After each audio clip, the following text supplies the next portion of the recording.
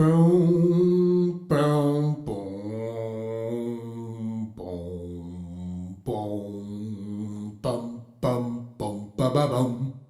Shields up, Ironbreakers. Rurikhan here coming at you with another episode of Breaking Anthem, and today we're going to be covering patch 104, which was deployed yesterday onto live servers. So naturally I logged back into the game, check out the quality of life changes that they've made, check out to see if the game actually feels more fun to play now, see what the Elysian Chests are all about, check out some of the legendary missions, and basically just get a feel for everything that was done with this patch. Now I'm not going to be going into extreme detail with every single patch note that they've put out, because there are a ton of item changes across the board. There are some javelin changes. There's basically a lot of stuff that is not going to impact your everyday experience. I'm going to be focusing on the stuff that could potentially get you back, the stuff that you are going to feel when you start playing the game again, and just, you know, the more generalistic aspects of it than necessarily, oh, let's take a deep dive into how the changes to this particular masterwork item are going to change everything in the meta of the game, because the meta of the game still feels kind of pointless at the state that the game is in right now. And if I had to put into one word my experience with this patch since I started playing last night, that word would be disappointment. And that would be the same word that I would probably apply to patch 1.03. And that would probably be the same word that I would apply to the patch where I said that it showed lack of direction, because that was one of my first reports on an Anthem patch. I said it in a video. There's a thumbnail that says, this patch shows a lack of direction. A lot of people complained to me and they said, no, dude, look at all the things they're doing. And I'm like, yes, they're doing things, but what are those things for? See, that's the problem. Yeah, they're doing a lot of stuff in this patch too. But what is it all for? What direction are we headed in? And that is a major problem with Anthem. And not only that, but I actually feel like these patches, they're not getting properly tested. Because, I mean, I ran some stuff last night with two of my friends. And as we were running through the stuff, when we were done, when we got the Elysian Chests, and we did all of that, we were just talking among ourselves, and we were like, how does this get past some kind of like certification process? Like who is developing these patches? That are people even testing it? Because it's not like we were playing the game for 3 hours straight trying to break everything. We weren't. We were legitimately just trying to play the game, just trying to get to the point where we could unlock an Elysian chest to see what we were going to get. And in between that, in between booting up the game and getting to the point where we opened the Elysian chest, we found so many major problems that we were all disappointed.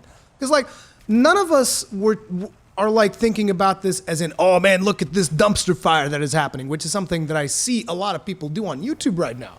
They're just like, oh man, friggin' dumpster fire, and just like, yeah, let's talk about it and really expose all the problems. Like, none of us were trying to do that.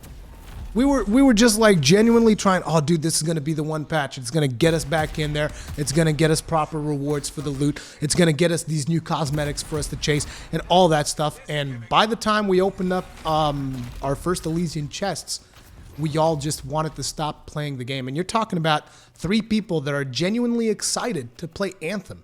We're genuinely excited about the core gameplay aspects of it, about flying, about using our abilities, about doing builds and doing all of this stuff. And when we got to the Elysian Chests, we were like, well, we're done. We instantly just wanted to log out, and we're like, yep, let's go play Sekiro, which is way more fun. And you know, Sekiro's naturally not a multiplayer game, so it's not like we were going to play together, but it was more fun to just log out and go do something else than continue on the grind, because there just wasn't any sense. Now, I'm going to go into detail as to how our experience went at that point. So the very first thing, I want to say something positive, which is there's no loading screens for the Forge. That cuts down 2 loading screens every time that you wanted to change your equipment in Fort Tarsus. And that is a major deal. I'll be completely honest. I think that is a major deal, because I would not expect that to be an easy change to make, but they were able to do it. And it works, and it's flawless, and it's fantastic. And I'm like, good, that's great. It's a good thing that you've changed that. But then, the biggest problem that I pointed out on the last patch, the 103, was the power scaling problem, because we had that Reddit post where the user detailed the power scaling, the issues with it. and they're like, oh yeah, we fixed a problem with power scaling where it wouldn't take into account all of your items. And I'm just thinking to myself, because I mentioned this in the previous video, that is not the problem. The problem is not that this thing doesn't take into account all of your items. The problem is that it doesn't matter how good a masterwork item is, there's never going to be a situation where you want to use that masterwork as opposed to using a legendary on it. Even if the legendary has complete garbage level stats, you still want to use the legendary because it is going to increase your damage way more than that masterwork ever could. I mean, depending on the type of build that you're doing, but for most cases, it will do that. And that is still there. It's just the only difference is that they slightly nerfed it because now you can't unequip your support item to get increased score. So you're going to be dealing a little bit less damage, but in the grand scheme of things, it's not going to make a difference. So basically, you'll see that I'm still running that build that I called the Space Jam or whatever, that I just jump in the air, slam down, jump in the air, slam down.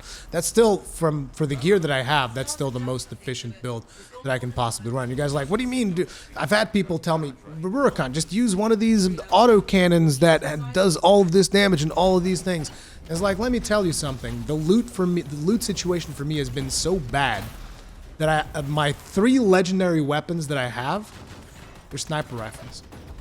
I main a Colossus, and pretty much most of the legendary drops that I get, most of the masterwork weapons that I get, they're sniper rifles. I've broke more sniper rifles than any other type of weapon in this game.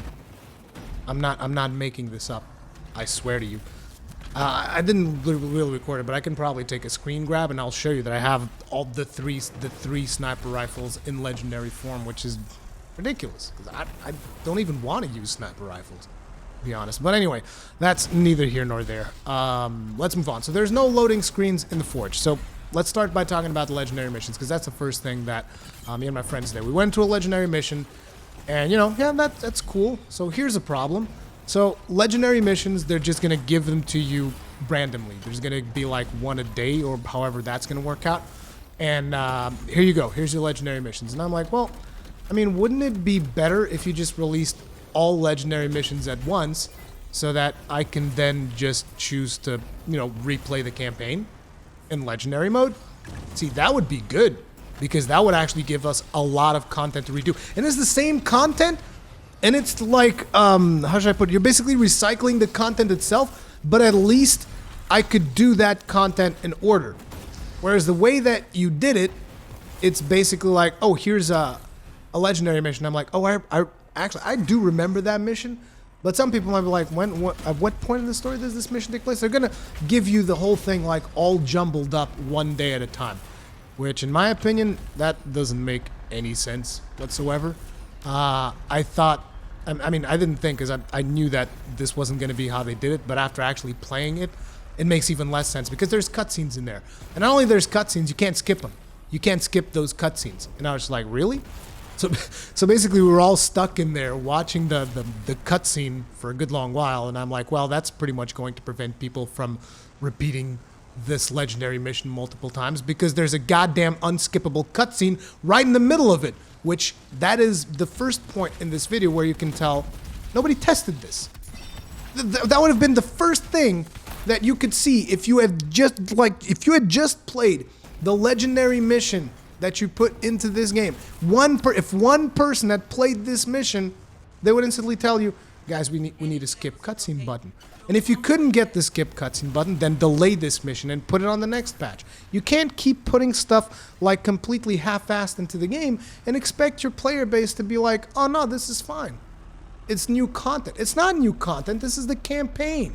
We're crying out loud. You just scaled up some of the mobs and you add a couple of apex predators in there, whatever you do call the bigger monsters, the beefier monsters that spawn in those missions. So that was my first really big disappointment. It's like, this thing is gonna come jumbled and out of order, and it's not gonna make any sense whatsoever. And then on top of that, you can't skip these cutscenes. So if you want to actually repeat these missions, you're just not going to be repeating them. Like, that's not even gonna be a thing, because you're not gonna want to sit through that cutscene 10 different times to run this thing 10 times so that you can get those apex predators, which doesn't really make a lot of sense. But then the other thing that I noticed is like, one of my friends plays an Interceptor, And let me tell you guys right now, if I had the option to never play with an Interceptor again in this patch, I would do it. I would press the button like, do not queue me with Interceptors anymore during this patch. It's like, I'm sorry, Interceptor players, I understand that you guys are super excited about this change that they've done, but I think this change is completely and utterly ridiculous. I call this the Interceptor cash register. I probably put a clip of this at the start of this video so that you guys can see it. But basically what happens is that, let me actually read you the patch note about this.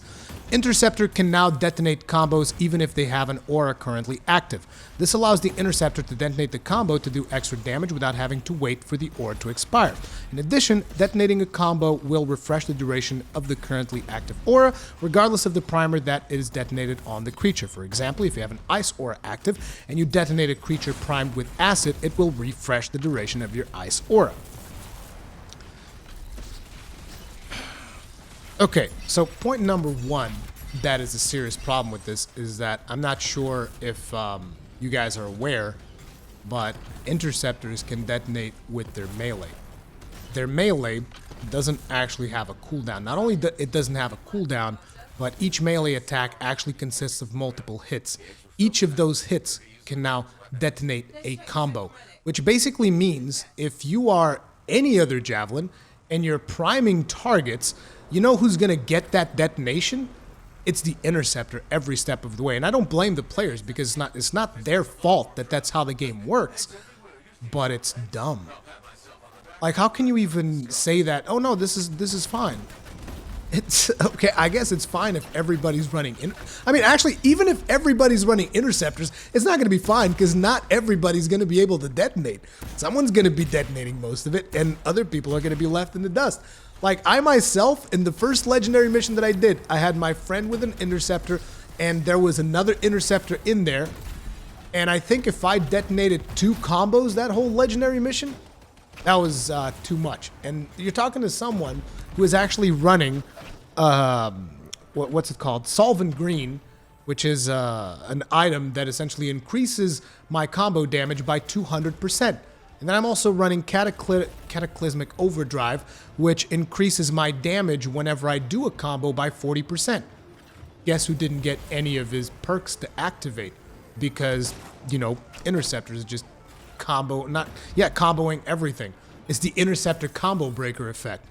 It doesn't make any sense whatsoever. And I know that some people are going to bring up, oh, Rurikon Colossus have been able to do that too with the Flamethrower Lightning Coil combo. You're right. And I've said it since the beta that was stupid and that needed to be nerfed because that is pretty much a dumb way to look at things.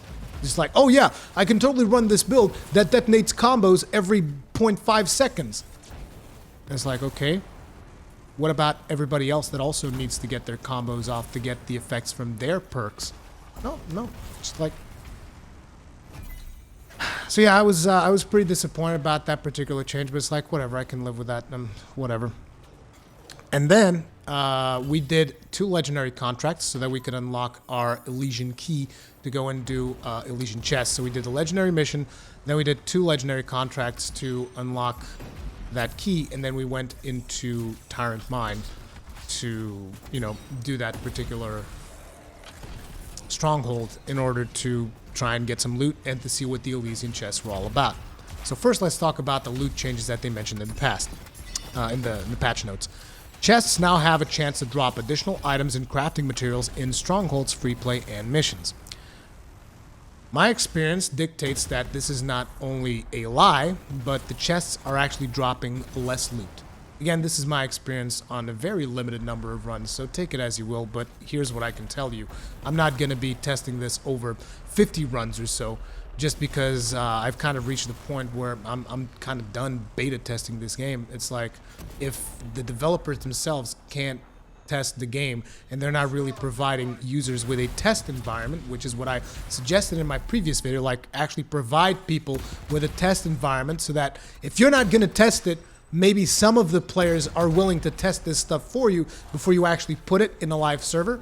But, you know, my suggestions are either falling on deaf ears or nobody's watching that stuff. I'm done trying to figure out why things are the way that they are, but basically I'm not going to be the one beta testing this stuff. So anyway, my experience from the chests is that I've gotten less loot on every single chest that I've looted since this patch came out. And then the other patch notes are, Apex creatures now have a chance to drop additional loot similar to the change made to chests. Apex creatures include Ursix, Titans, Furies, and Iskaris / Luminaries. Here's what I can tell you. One of these Apex creatures dropped the legendary for me. That was it. So maybe they do drop more stuff. I don't know. Then the other thing is on GM1 difficulty and higher, Stronghold bosses will now drop more loot with a chance at additional masterwork and legendary items. And this one, I can guarantee you, it is 100% a lie. Now, I haven't been following the developers on social media because I'm also kind of done doing that stuff. Because it's like, look, you put out the patch notes. It's in your official website. And if you didn't correct these patch notes, I'm going to assume that they are right. And look, I looked at the patch notes right before I recorded this video. It's been like almost 24 hours since the patch has been deployed into the live servers. And I know that there is a problem with the whole boss loot stuff. But it's like, look, it's not my responsibility to look this stuff up. I'm already looking it up on your official website. And if you can't fix your patch notes on your official website, then you have an even bigger problem that you need to address. Okay, again, this is just me providing you with feedback. But this change right here, Stronghold bosses will now drop more loot, is flat out a lie. As a matter of fact, it is not only a lie. Bosses not only do not drop more loot, but on top of that, they no longer drop the guaranteed loot. See, there was a guaranteed amount of loot that you would get from Stronghold bosses in the previous patch. So you go into Grandmaster 1, for instance, and you kill the Tyrant, the boss in the Tyrant Mine. I forget what his name is. I killed him so many freaking times, whatever. You kill him, you get a guaranteed Masterwork piece of gear. You kill him in Grandmaster 2, and you get guaranteed 2 Masterwork pieces of gear. I don't know what you get for Grandmaster 3 because I never bothered doing it. But basically, there used to be guaranteed loot. That's off the tables now. It doesn't drop that loot anymore. As a matter of fact, the one that I killed last night didn't drop any masterwork items at all, didn't drop legendary items at all, it just dropped purples and blues. Which I cannot even express how disappointing that was. So yeah, these loot changes that they're talking about, from my interpretation of the little time that I've played in this patch, they're wrong. I'm not sure if it's intentional. I'm not sure if they're trying to deceive the player base or if it's just an honest mistake. Most likely it's an honest mistake because there's a lot of changes in this patch that they talk about that seem unintentional, from what I can tell. So anyway, once we've been through all of these things, we then go about doing the Elysian Chests. Luckily, the random person that was with us, because like I said, there was 3 of us, the random person that was with us also had a key. So we had like the perfect scenario. We go in there, we open all 4 chests. They all drop something which is called an Elysian artifact, I think, which is this blue coloration item. So we're like, okay, cool. We got all 4 items. Now let's check out the stuff that we got. So we finish the stronghold, right? We go into the end of expedition screen, and when we get there, there is no pop-up for the Elysian Chests, for any of us. There's 3 of us, there's no pop-ups, which I believe that people have said, oh no, there's a pop-up at the end. I haven't really seen it. I haven't really bothered because I've just reached that point, you know? So we don't see a pop-up. We have no idea what we got from the Elysian Chests. And I'm just like, okay, it's kind of weird. So we all go into the forge. No, actually, before we went into the forge, we're like, maybe that was a bug. Let's go into free play and come back out and see if that works. So we're already thinking about how this stuff, you know, how the game actually works, and we're trying to fix it ourselves. Go into free play, we hop back out. There's no pop-ups again, and we just, okay, fine. We all go into the forge, and we all start looking through. So I find that apparently I got 3 different vinyls. They all suck. And the other thing that I got was an emote. I got the hip-hop emote. I'm not even going to show it to you guys because I just don't even care. It's a terrible looking animation. Like, I'm really sorry. I know that animating is probably tough work. That animation is terrible. And to the point where I think I would rather have the default wave animation or the default clap animation. I think those are cooler than the epic hip-hop animation. Maybe that's just me. I don't know. All of the vinyls that I got, I tested all of them, and let's be honest, I play a Colossus. Who the hell uses vinyls on a Colossus? Pretty much 90% of vinyls look like complete ass if you're on a Colossus, so it's whatever. Not to mention that if you're on a Colossus, you don't get an additional piece of customization that every single other Javelin gets, and I don't know how they plan on balancing that. I don't know if that is something that they even care about. But basically, okay, I got 3 vinyls and an animation that I don't like. Apparently, these Elysian Chests don't actually drop armor, which I believe this was reported on a while back. I remember hearing about it.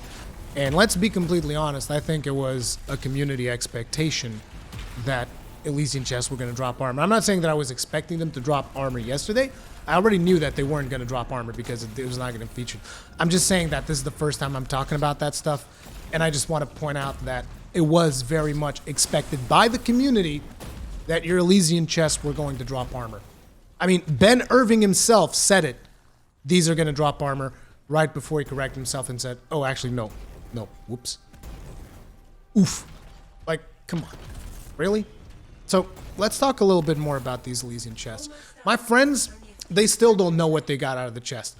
One of my friends actually had to look through all of his Colossus, all of his Javelins, to see if he'd gotten, like, some kind of Javelin-specific emote or something of that nature.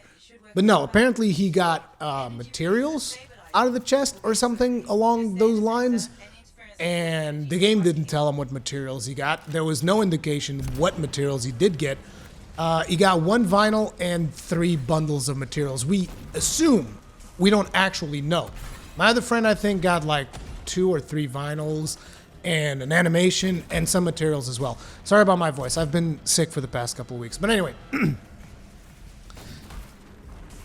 So, these Elysian Chests, not only they didn't tell us what we got, when we did figure out what we got, we were so demotivated that we didn't even want to play the game anymore. So then we go into the challenge sections to try and see a couple of more details on this stuff. And apparently there are, I believe, 162 items that you can get from these chests. And these chests are temporary, so they're going to be around for 41 days. So let me tell you something. This is how they mapped this out in their head. And I still can't believe that someone legitimately mapped this out like this, and they thought that this was a reasonable thing, okay? So this event lasts 41 days. There's 162 items in the chest. You can't get repeat items. Thank God for that. So at least you're not getting dupes from the chest. But the way it works is, in order for you to get all 162 items and guarantee that you get everything that you could possibly want out of these chests, that means you are playing. Throughout these 41 days, you have to at least every single day get the key with 3 other friends that are also getting the key. Then all of you are going to go into a stronghold and you're going to open the 4 Elysium Chests. You have to do this every single day for 41 days to ensure that you get everything. Now, I'm not saying that you should get everything, but I'm just saying that's some really fucked up math. Because, I mean, you're talking about a game where you really don't have that much content on it right now. Because most of the player base will have reached endgame by now. That is just a fact.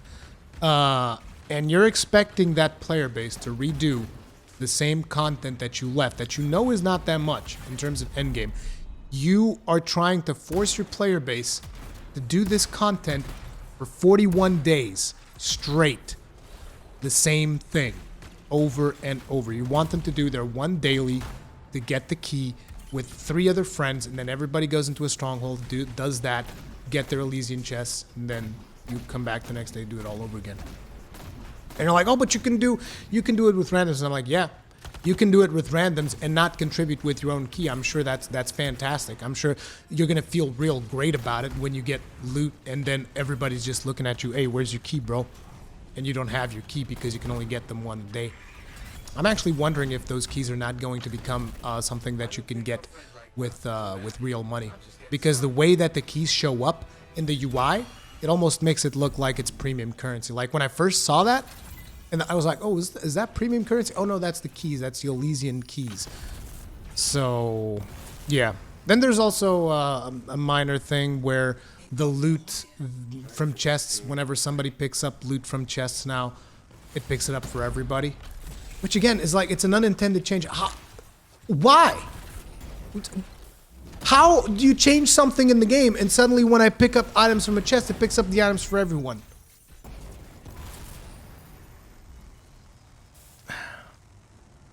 And then finally, the other thing that makes me believe that they didn't really test all this stuff out is, as I was going through the patch notes this morning, I saw a patch note for the item Solvent Green. And what this does is it increases the base damage of Solvent Green by 40%. And that just makes me wonder, like, I know that probably most of you don't even know what the hell Solvent Green is, but it makes me wonder, did anyone at Bioware ever even fire the Solvent Green weapon? Do you even know what it does? So the Solvent Green weapon is a weapon that shoots these little blobs of acid, right? And the biggest problem that I've always had since the first time that I've used either Solvent Green or the epic version of it, which is, I don't even know what the name of it is. It's the acid shooting thing on the Colossus. The biggest problem I've always had with it when I was leveling up is that it dealt too much damage and it didn't deal enough elemental effect onto the enemies. So essentially what would happen is you would kill most of your enemies before you actually primed them with this weapon. So what this weapon needs is more primer so that you can actually prime your targets before they die. This weapon doesn't need more damage. It needs more primer. Why would you increase the damage on it? It's just like, oh yeah, we're buffing things so that you can actually deal more damage for Grandmaster 2. It's like, I would rather this weapon actually prime stuff so that I can detonate my combos. Like, I kid you not, this weapon has 10 charges. In order for me to prime anything in GM2 with the legendary version of this weapon, I need to fire 9 out of those 10 charges. Might as well just make the weapon a one-charge thing and at least it primes 100%. That would be more satisfying for me. Having to sit there going like... firing 9 times until I prime a target, dealing additionally 40% damage, which is great. You can barely feel it. Doesn't make any difference whatsoever. You don't use that weapon to kill people. Use it to prime.